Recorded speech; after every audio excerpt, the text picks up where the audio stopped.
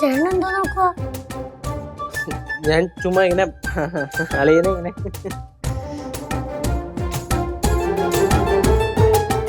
അളിയനോട് serious ആയിട്ട് സംസാരിച്ചോണ്ടിരിക്കാണല്ലോ. ഏതോ ഫ്രണ്ടിനെ വിളിച്ച് സീരിയസ് ആയിട്ട് സംസാരിച്ചോണ്ടിരിക്കുക. സംസാരിച്ചോട്ടെ പാവളിയൻ. ഫ്രണ്ടിന്റെ അടുത്ത് സംസാരിക്കുന്ന രീതി അല്ലല്ലോ ഇത്. ഫ്രണ്ടിന്റെ അടുത്താണോ സംസാരിക്കുന്നത് അല്ലാതെ സംസാരിക്കുന്ന രീതിയാണോ എന്നൊക്കെ നിനക്ക് അങ്ങനെ അറിയാം? നീ പോയെ.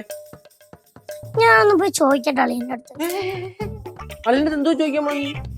അല്ല, ആരുടെ അടുത്ത് സംസാരിക്കണം? അളിയൻ അവിടെ സീരിയസ് ആയിട്ട് എന്തോ ദുബായിലെ കാര്യമൊക്കെ സംസാരിച്ചോണ്ടിരിക്കും. ഇപ്പൊ അങ്ങോട്ട് ചെന്ന് കഴിഞ്ഞാൽ അളിയൻ എല്ലാം വിളിച്ചു പറയും. ബാക്കി കേൾക്കണോ? വേണ്ട. പിന്നെ അകത്ത് കയറി പോ. ഓക്കേ. അങ്ങോട്ട് പോവല്ലേ? ഇല്ല. വർഷങ്ങൾക്ക് മുമ്പുള്ള ഓരോ സാഹചര്യങ്ങൾ കൊണ്ടാണല്ലോ അങ്ങനെയൊക്കെ സംഭവിച്ചു പോയതല്ലേ. ശരിയാണ്, ഇനിയിപ്പോ പറഞ്ഞിട്ട് കാര്യങ്ങളൊന്നുമില്ല. പക്ഷെ കോണ്ടാക്ട് നമ്മൾ കീപ്പ് ചെയ്യണം. ഇത്രയും വർഷമായില്ലേ, ഉറപ്പായിട്ടും. പിന്നെ അത് പറയേണ്ട കാര്യമുണ്ട്. അതെ.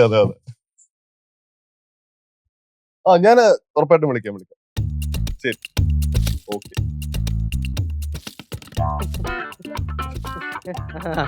ആരളിയാ ഫോണില്? അളിയാ, ആരോടാ ഞാൻ സംസാരിച്ചോണ്ടിരുന്നത് മനസ്സിലായോ? ആരാ? നമ്മുടെ ഉമ്മ. നമ്മുടെ ഉമ്മേ? എടാ, അവളുടെ ഫുൾ നെയിം ഉമാ മഹേശ്വരി എന്നാണ്. അതിന് സത്യം പറഞ്ഞു കഴിഞ്ഞാലേ വർഷങ്ങളായിട്ട് ഒരു കോണ്ടാക്റ്റും ഉണ്ടായിരുന്നില്ല.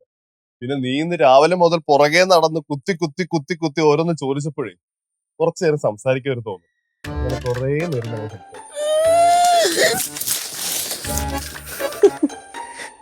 കൊറേ നേരം സംസാരിച്ചല്ലേ അളിയ?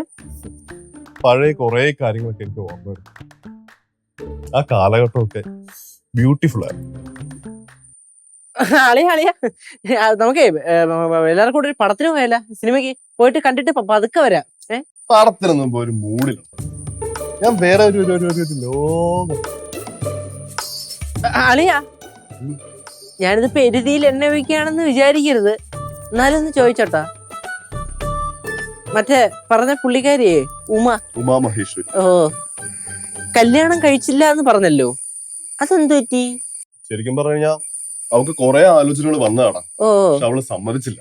ആ പുള്ളിക്കാരി അങ്ങനെ പോയി. അപ്പൊ അളിയന് ഒരു പെണ്ണാലോചന വന്നപ്പോൾ തന്നെ അളിയൻ വളരെ സുന്ദരിയും സുശീലയും സൽസ്വഭാവിയുമായ ഒരു ഭാര്യയെ കല്യാണം കഴിച്ചു. ഇപ്പൊ നല്ല തങ്കക്കുടം പോലൊരു കൊച്ചുണ്ട്, സ്വസ്ഥമായിട്ട് ജീവിക്കണ്. അപ്പൊ അവർക്ക് അവരുടെ പാട്, നമുക്ക് നമ്മുടെ പാട്. അതങ്ങനെ അല്ലടാ.